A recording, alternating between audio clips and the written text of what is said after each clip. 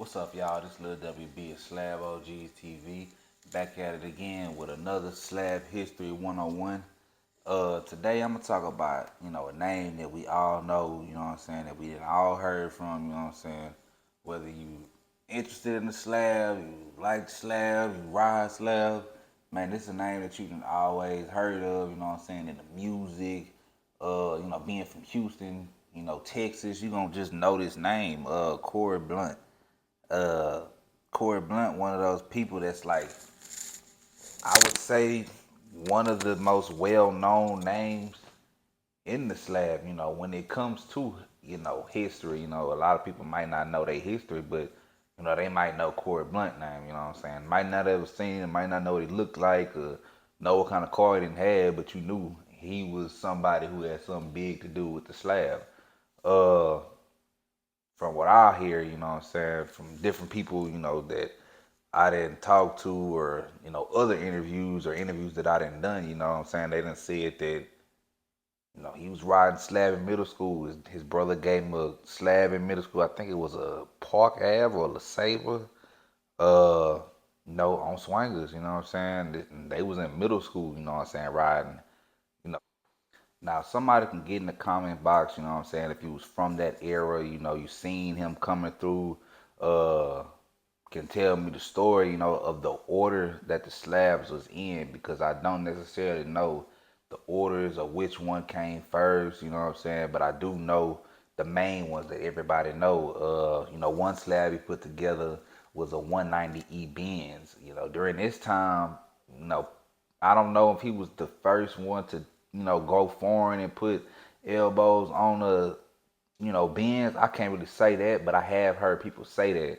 But I have, heard people like Bam. Bam had a Jag on Swangers back in the day. I don't know if it was the same time period, but people say Bam had a Jag on Swangers. It was a dude from Houston Gardens, I think, had a Benz on Swangers, and just different people from South Park that had wheels on Swangers too. But a lot of people do say that he was the first one that had foreign slab, but this slab was, done up. It was candy, tight white insides, you know what I'm saying? So to do something like that in the 90s, man, that's big time. That's like, nowadays, that's like putting a Rolls Royce on swingers, that's the equivalent of what it was back then, you know what I'm saying?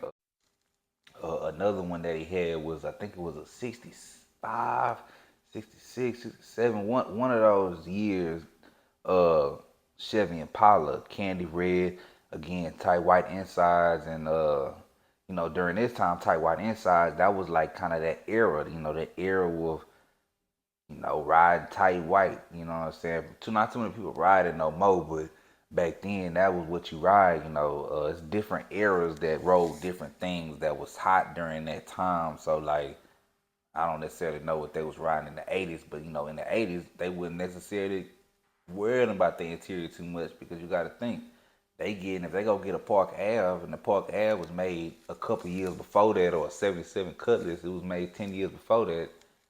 The interior was good, and that they really didn't have no need to take out the seats and start doing the interior. They really didn't have a need for that unless they was putting 6x9s in the back. So during this time, it was the tight white.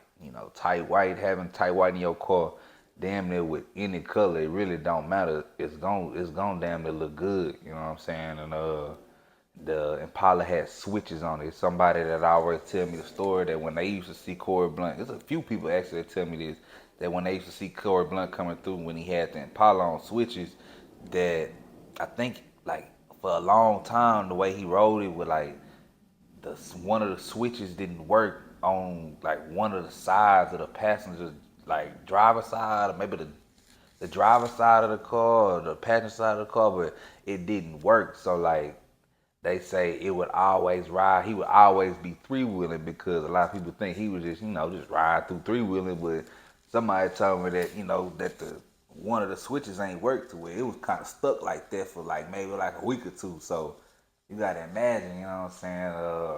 I even heard another story. I forgot what episode it was I did with Charlotte's son. He said that he seen Corey Blount get pulled over by the law because he hitting switches and three-wheeling, the laws pulled him over, threw the ticket in the back seat, hit the switch again, popped the trunk, went down MLK, the laws came back, hit him again, and gave him another ticket. He threw it in the back seat, hit the switch, popped the trunk, raised the hood up, and was gone in the wind, you know what I'm saying? So that's one of them. I done seen pictures of it. Man, it looked like it was top notch. I was gonna say somebody. I think somebody bought that car. I just can't tell you who.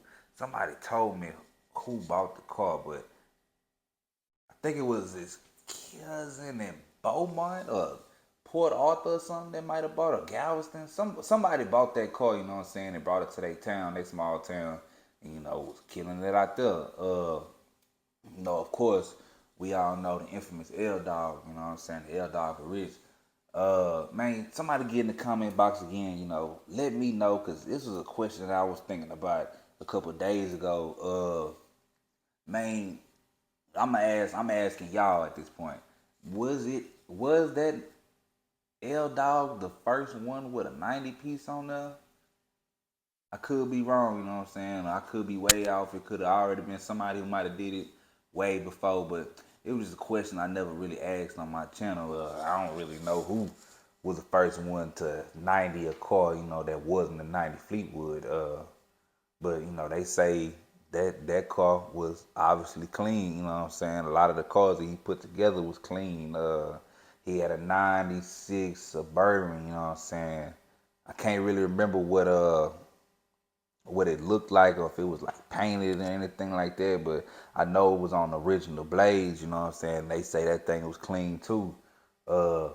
It's another story I know about that, you know what I'm saying? But I ain't gonna talk about that on here.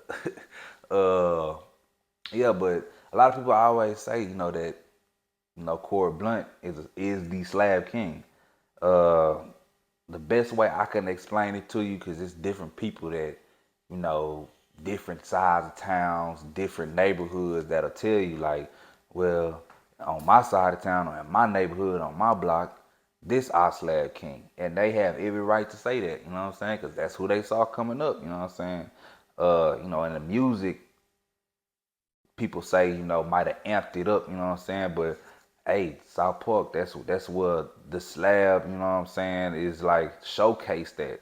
That's where some of the most hardest slabs back then was coming from South Park, you know what I'm saying? And you got all these guys from South Park saying, you know what I'm saying, that this the Slab King, I mean, hey, but one way that Lil Kiki described it in the interview, he said it wasn't the fact of his cars being clean, it was the fact of the time period.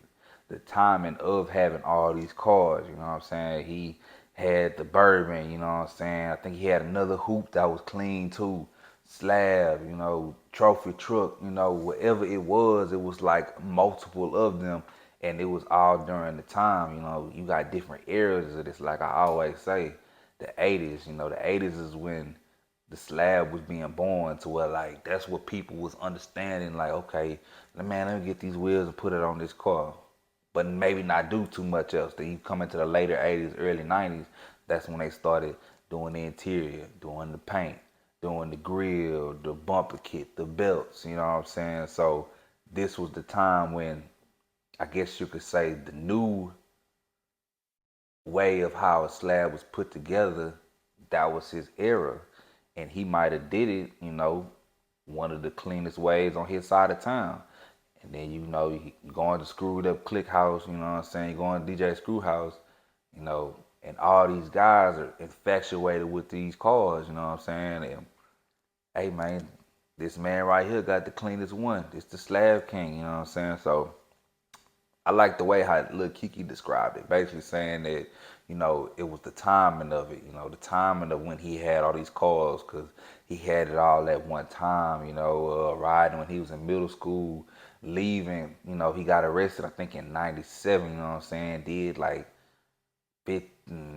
15 to 20, anywhere between 15 to 20 years, you know what I'm saying, in the feds, and to come home and not put no car together in 2 decades, and people still remember the stuff you used to do back then, the cars you used to do back then, you know what I'm saying, that's powerful. That says a lot, you know what I'm saying, about what you put together and the legacy you left on the slab. Oh, can't forget about the slant back too. The slant back was one of the hardest ones.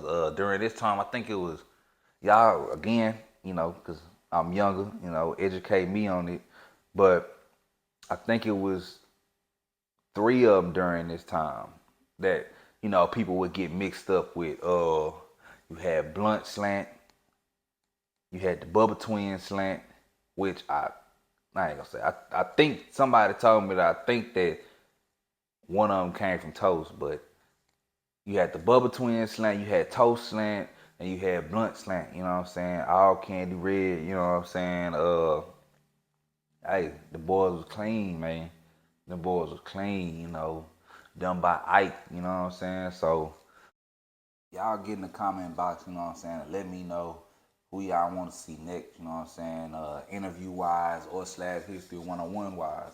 I was kind of struggling with, trying to pick who I want to do this time, you know what I'm saying? But I feel like this is a good series to start off with, you know what I'm saying? Doing Smitty, Toes, Corey Blount, we're going to start digging deeper and deeper, you know what I'm saying?